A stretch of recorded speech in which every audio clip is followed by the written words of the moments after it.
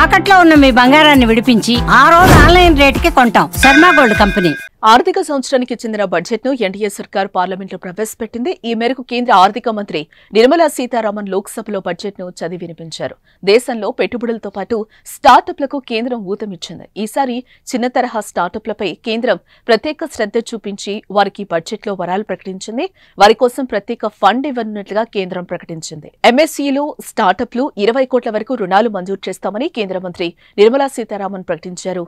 వారికి ప్రత్యేక క్రెడిట్ కార్డులు జారీ చేయాలని కేంద్ర ప్రభుత్వం యోచిస్తోందని తెలిపారు.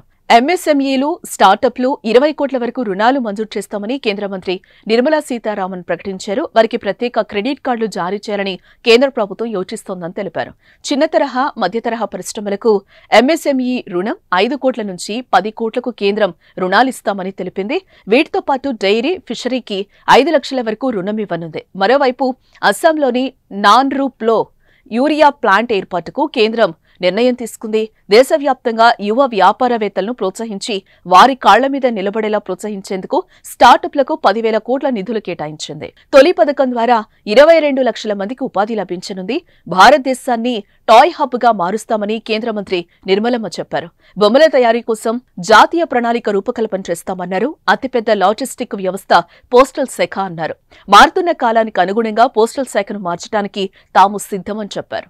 దానిని దేశంలోని అతిపెద్ద లాజిస్టిక్ వ్యవస్థగా తీర్చిదిద్దేందుకు బడ్జెట్లో ప్రతిపాదించింది. Now I move to MSMEs as the second engine, which encompasses manufacturing and services with a focus on MSMEs numbering 5.7 crores. Currently, over 1 crore registered MSMEs, employing 7.5 crore people and generating 36% of our manufacturing, have come together to position India as a global manufacturing hub. With their quality products, these MSMEs are responsible for 45% of our exports.